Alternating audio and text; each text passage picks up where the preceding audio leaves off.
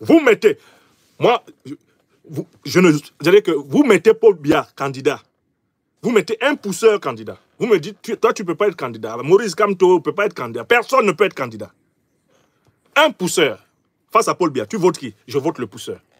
Et je vous dis que la majorité des Camerounais sont prêts à voter pour un pousseur.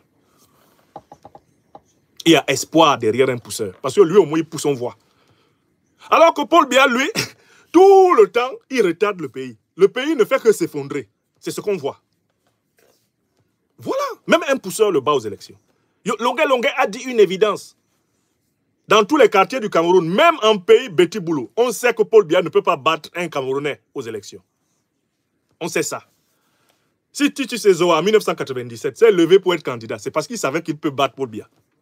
Que les Camerounais n'aiment pas ce type. Les Camerounais le subissent. C'est différent.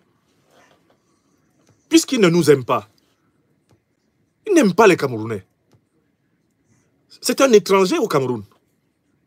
Il se comporte en étranger au Cameroun.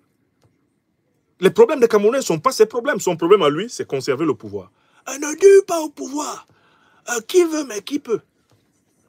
La manipulation. Par conséquent, des clashs et des buzz, nous devons nous tenir à distance de ces histoires de clash et de buzz. Bien sûr que vous pouvez tenir des propos qui sont récupérés et utilisés sous forme de clash et de buzz. Là, vous n'êtes pas responsable. Mais cette tendance que les Africains ont maintenant de courir après tous les clashs et tous les buzz, en réalité, c'est une manière de se faire instrumentaliser par les dictateurs. Se faire distraire. Dans le clash et le buzz, en fait, c'est exactement comme si tu te transformais en une balle de ping-pong et les dictateurs ont les raquettes et ils ont la table et puis ils jouent avec toi. Dès qu'il y a un problème en Côte d'Ivoire, on encourage les clashs et les buzz. Les Ivoiriens partent dedans. Dès qu'il y a un problème au Cameroun, les Camerounais commencent à prendre conscience de quelque chose, on encourage des clashs et des buzz. Les Camerounais partent dedans. Ils oublient le problème. Quel est le problème que nous avons au Cameroun? Quel est le problème que nous avons en Afrique? C'est libérer l'Afrique. C'est le quadruple programme de l'Institut de l'Afrique des libertés. Les troupes néocoloniales doivent partir. On doit mettre fin à la monnaie qui retarde économiquement 15 pays du continent. On doit mettre fin à l'ingérence des forces étrangères dans le choix de nos dirigeants. On doit faire renaître partout notre civilisation. Voilà notre problème. Ce n'est pas de courir derrière les clashs. Et donc, par conséquent, ceux qui suivent cette conférence devront se méfier désormais de participer à ces querelles inutiles sur les réseaux sociaux. Qu'est-ce que j'ai à faire à une histoire dans laquelle les partisans de Zach, les partisans de Nganou s'insultent sur les réseaux sociaux? Ça me concerne en quoi? Je rappelais à mon beau, l'un de mes jeunes beaux-frères, je lui rappelais hier que quand il y a eu des clashs entre le Cameroun et la Côte d'Ivoire, les supporters du Cameroun et les supporters de la Côte d'Ivoire, sur les réseaux sociaux, les gens sont venus me voir, sachant que moi je suis Camerounais de naissance, que je suis un fils adoptif de la Côte d'Ivoire et de toute l'Afrique, citoyen adoptif de France. Les gens viennent me voir pour me demander je suis de quel côté. Je leur ai dit que je n'aime pas la CAN.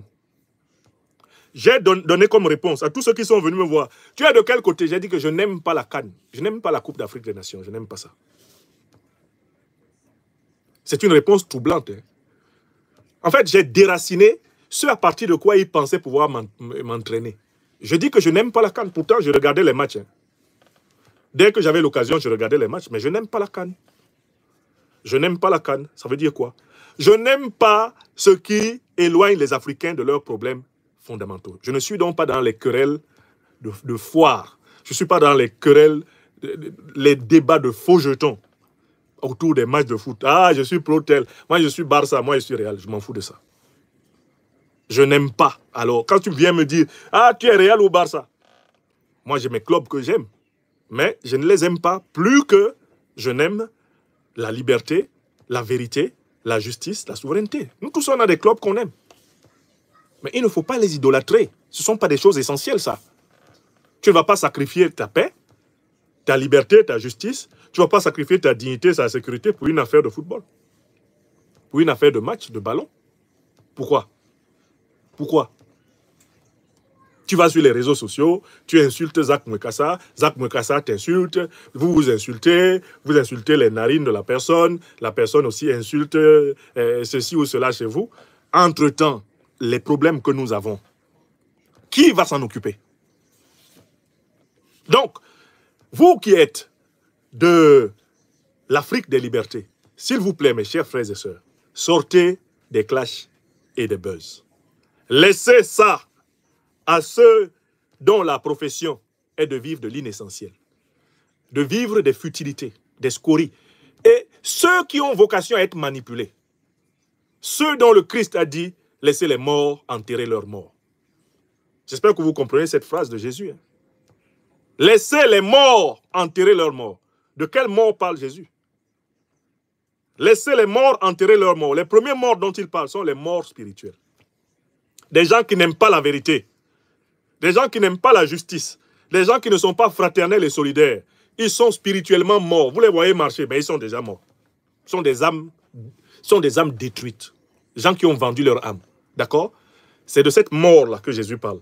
Quand il dit « laissez les morts enterrer leurs morts », les premiers morts dont il parle, ce sont ceux qui, précisément, ont perdu l'essentiel de la valeur de la vie. Laissez-les donc enterrer leurs morts. C'est-à-dire, laissez-les s'occuper de ceux qui sont en état de mort spirituelle comme eux. Voilà la phrase de Jésus. Voilà la profondeur de la phrase. De l'énigme. Laissez les morts enterrer leurs morts.